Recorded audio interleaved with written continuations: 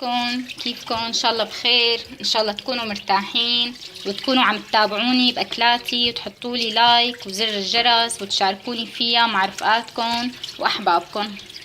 اليوم طبختي الجديدة هي شاكرية بالموزات.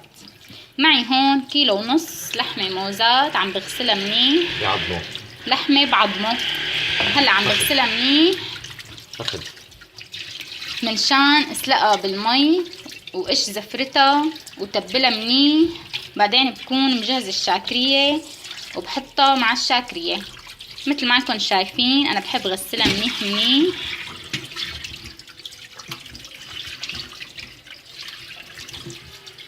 هلا بعد ما بتنسلق بنقيم اللحمه على جنب وبنحطها مع اللبن. هيك صار. هلا هيك غسلتها للحمة، كيلو ونص لحمة بعظمه موزات. فخد ايه موزة لحمة فخد. هلا مجهزة هون مواد سلق اللحمة. معي هون بصلة مقطعتها، فلفل اسود وملح. معي هون ورق غار وقرفة خشنة ومعي حبات هيل. هلا انا هون حاطة طنجرة ضغط مسخنة المي. هلا بحط اللحمة بقلبها، بخليها لحتى ايش زفرتها بس تغلي شوي. بحط لها البهارات،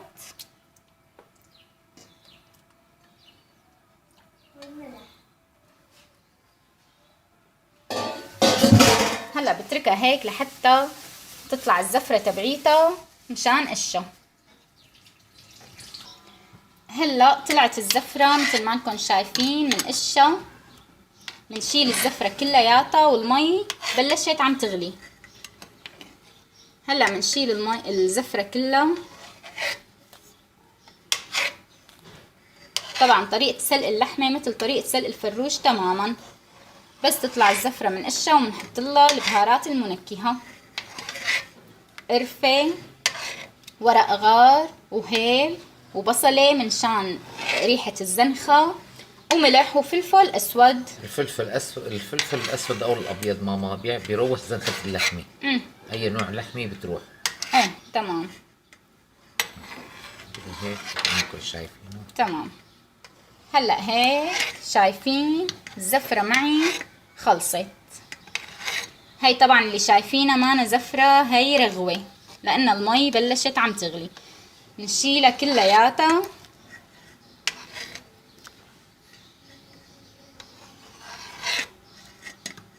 ماما كمان اللية في عالم بيحبوا يحطوا لية مع اللحمة مشان شو الشاكرية بتطلع ظريفة وطيبة وطعمتها بيحطوا شقفتين لية معاها. هي اللي هي بتعطي طعمة طيبة للبن للمرقة. ايه للبن.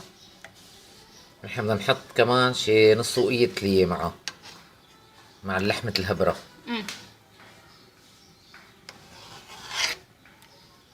شلون صارت نظيفة هلا اللحمة المرقة. هيك قشينا الزفرة كلياتها. هلا رح نبلش نحط البهارات. طبعا انا حطيتها بطنجرة الضغط اسرع تستوي اللحمة اسرع، لأن اللحمة بعضمه بدها نص ساعة أو 3/4 ساعة أقل شي مشان تكون اللحمة مستوية، لأن اللحمة بعضمه. الفخذ بياخد استوى أكتر من الموزات أو اللحمة العادية. هلا حطيت البصل، هي ورق الغار والقرفة والهيل. هي حب الهيل. طبعا الهيل بيعطيها طعمة كتير طيبة للمرقة. هلا معي هون فلفل الاسود ومعي الملح. بحط معلقتين ملح صغار. بدها هلا 3/4 ساعة لتستوي. هلا بسكر طنجرة الضغط منيح. طبعا كل حدا بيستعمل طنجرة الضغط بيعرف كتير تماما شلون بسكرها. بهي الطريقة بفتلها منيح منيح منيح لحتى تطلع معي لآخر شي. تمام. هيك سكرت معي منيح وبلش الصوت يطلع. الصوت يطلع. بس يطلع الصوت معناتها انضغطت معي الطنجرة. سامعين هذا الصوت؟ هذا هو الصوت. هلا بتركها هيك من نص ساعة لثلاث ارباع الساعة بالكتير، ورح ورجيكم معي شلون بفتح طنجرة الضغط، لانه في كتير ناس ما بتعرف شلون بتفتحها. خليكن معي لحتى تستوي. عم جهز اللبن. معي هون كليين لبن. اول شي بحطلن البيضة. طبعا انا معي هي الخفاء اليدوية بتساعدني كتير بخفق اللبن. هي وحدة. هلا عم حط نشا. هي اثنين. سنتين. بحط انا هي ثلاثة. لكل كيلو لبن معلقتين نشا. هي 4. وطبعا انا بدي احط مي مع اللبن، بس هلا ما راح احط لانه انا حابه احط ميه اللحمه اطيب. شايفين شلون البرغي عم يدور؟ هيك نحن بنعرف انه المي بلشت عم تغلي. بنعير لنص ساعه 3 ارباع الساعه وبنبلش نجهزها منشان نفتح الطنجره. وبس نفتح الطنجره بناخد من المي تبع اللحمه لللبن. هلا بحط الملح. بحط معلقتين ملح. معلقتين ملح صغار. تمام، لانه انا كمان المي تبع اللحمه في إلها ملح. هلا بخفقهم منيح مشان البيضه والنشا. بخفقهم هيك مثل ما انتم شايفين منشان صفيهم وحطهم بالطنجره. هلا هيك صاروا جاهزين معي. هلا رح صفيهم.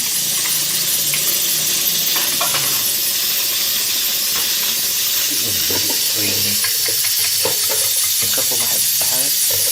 ايه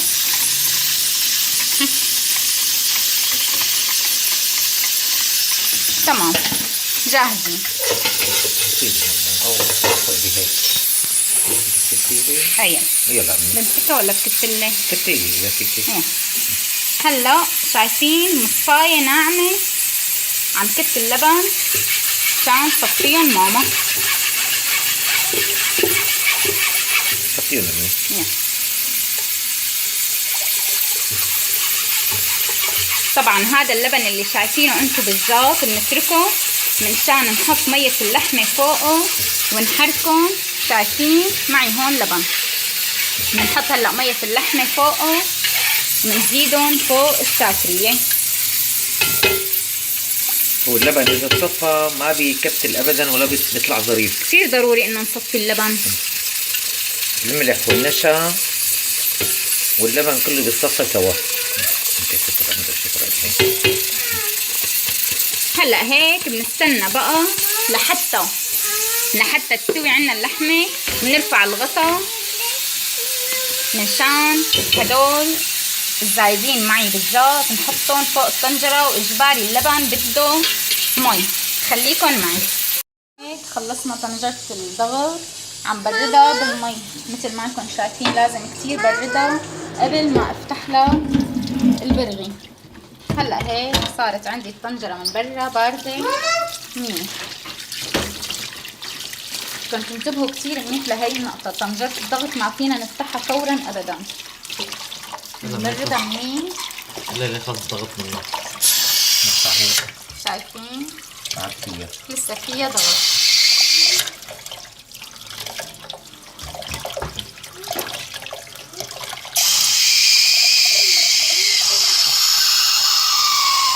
تمام هيك صارت الامور عنا تمام. هلا بقى نفتل البرغي نفتحها.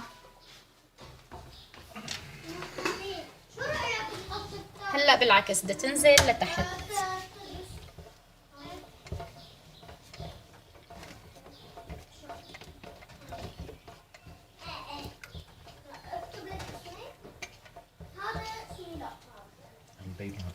نو.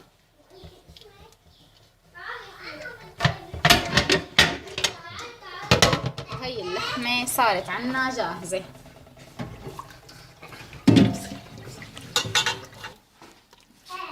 هيك اللحمة استوت عندي. شايفين مرقتها بيضة بتشهي القلب. هلا انا بدي اخذ من هي المي بدي احطها مع اللبن.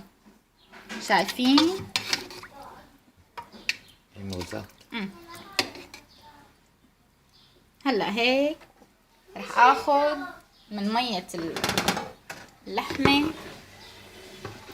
وحطها مع اللبن. رح بلش بتحريك الشعرية. طبعا كتير ضروري نحن كمان نحط مي مع اللبن، لانه كمان نحن حطينا مع اللبن نشا مشان ما يكون سميكي كتير كتير كتير. حطينا تقريبا قدر شي كاستين او 3 كاسات، كاستين او 3 كاسات هذول هن الميات اللي حطيناهم. هلا بنحطهم فوق اللبن.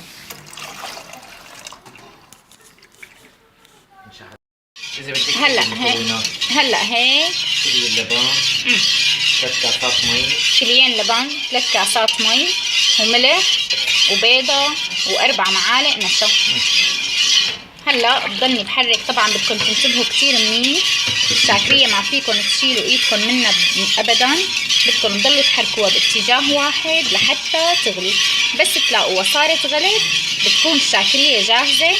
بعدين بقى بنتبلها، بنحط لها الملح والملح الصيني، بنحط لها اللحمة.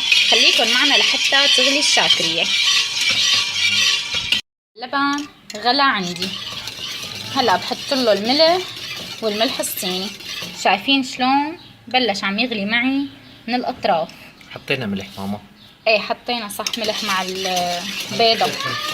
هلا حطينا ملح صيني. طبعا بكفي معلقة واحدة لانه هي اللحمة لحالها بتكفي طعمتها. هلا عم ننزل باللحمة. هلا بننزل باللحمة الموزات منشان تغلي وتاخد طعمة اللبن منيح.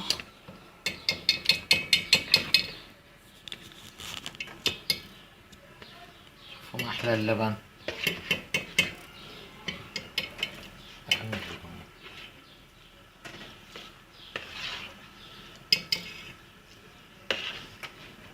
هاي اللحمة الموزات صارت بقلب اللبن.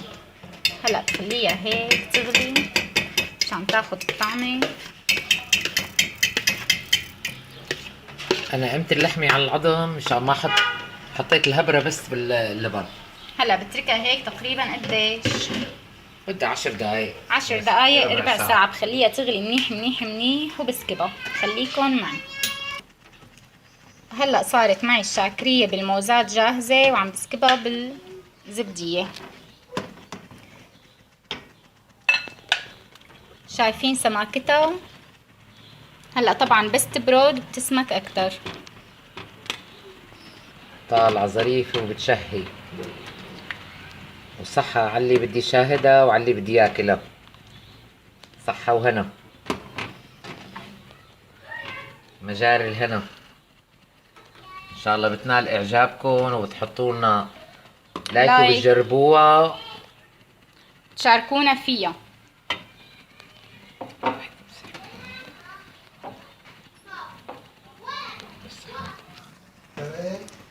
هيك خالصة معي. هلا بقيان عندي بس تحضير الرز. بحضر الرز وبسكبها جنب الرز. شوفوا الموزات شلون دايبة ومستوية. اكل اللبن هلا ظريف كتير هلا بهالوقت هذا وطيب. وان شاء الله الف صحة وعوافي. صحة وهنا.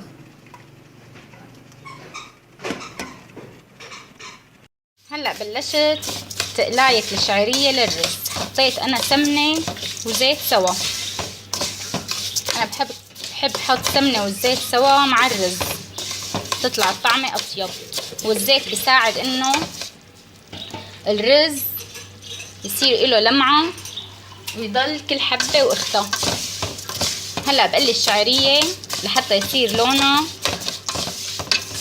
احمر شوي صغيرة مو تحترق.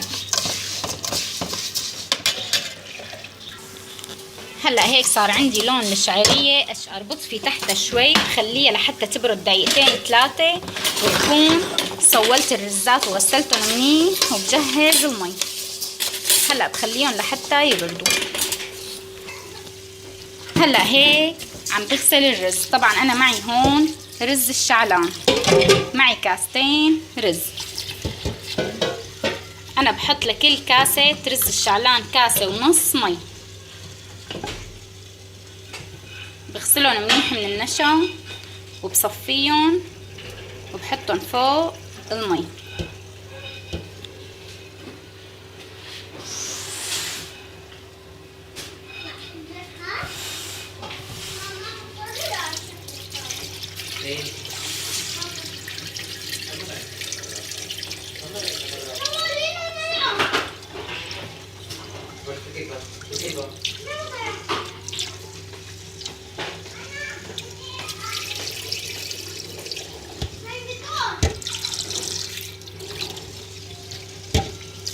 بغسلهم دورتين 3 مشان ينضف منيح من النشا.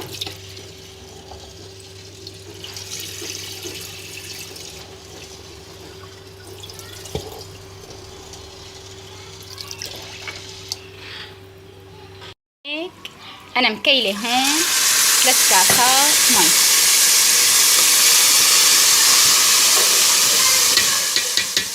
طبعا انا مثل ما قلت لكم بحب خلي الشعريه لتبرد شوي منشان السمنه ما تطلع وتعبي الغاز.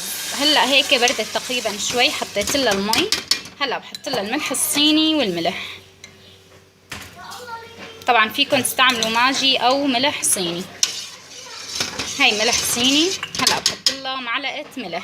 بخلي المي لحتى تبلش شوي صغيره تسخن تغلي، بعدين بحط الرزات فوقهم وهي الملح. هلا بتركها لحتى تبلش غليان شوي صغيره وبحط الرز فوقها. هلا بلشت عندي المي تسخن، بحط الرزات فوقهم. طبعا مثل ما قلت لكم لكل كاسه رز الشعلان كاسه وربع مي. وانتو طبعا فيكم انتو عم تفلفلوا الرز، انتو عم هو عم يتهدى الرز. فيكم تذوقوا، اذا لسه بده مي بتحطوا له شوي صغيره، يعني اذا بعده لسه فيه قرطه. طبعا اذا المي منشفه على الاخير مستحيل يستوي، فبدكم تضطروا تحطوا له شويه مي صغيره. ماما بعد ما تعودي على الصيام. ايه نسياني. بنتي نسياني بعد الصايمه.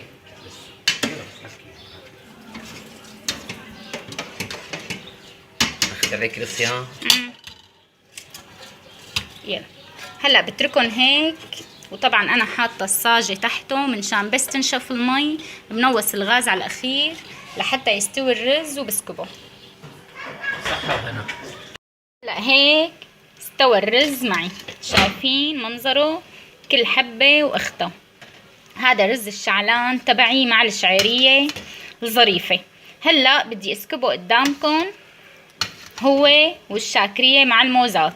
خليكن معي. يا سلام على هالرز يا ريحته ماما. بتشهي القلب طالعه. طيب وحطيتي له سمنه بلديه. سمنه وزيت. شايفين لمعته؟ يمكن ما انا مبينه معكم اللمعه منيح، بس انا مبينه معي وطالع الرز معي بجنن. هلا رح نسكبه. الله يسلم ايديكي. الله يسلمك يا رب. هلا معي انا بحب سكب الرز اني احطه بزبديه او مثل ما انكم شايفين باي شيء بدكم اياه انتو، منشان اعطيه منظر وشكل، منشان يلي عم ياكل يقبل الاكل. لانه مثل ما بيقولوا العين هي اللي بتاكل، يعني وقت يكون الاكل بشهي وتكون الاكله طيبه وظريفه بس منظرها مو حلو ابدا، بتكون مخبصه تخبيص، اكيد ما رح يعني يتهنى الواحد باكلتها كتير. هلا انا بحط الرز هيك بالصحن اللي معي، بكبسه منيح منشان اقلبه. هلا الرز مكبوس عندي وجاهز. معي هذا الصحن. طبعا انتم بدكم تنقوا حسب منشان تقدروا تقلبوا بصحن او بجاط يكون مناسب. معي هون هلا رح اقلبه بهذا. طلع معي منظره مثل ما انكم شايفين. انتم بتحبوا تعملوه بزبديه مدوره او حسب الزبديه اللي عندكم اياها. هلا بدي اسكب شاكريه جنبه.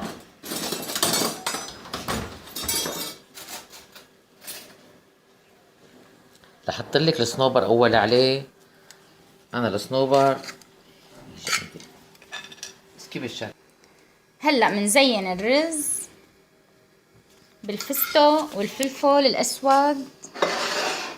شايفين منظر الرز كل حبة واختها، والشعرية طالعة تشهي القلب. طبعا انتو الزينة اهم شي بالاكل منشان العين هي اللي بتاكل.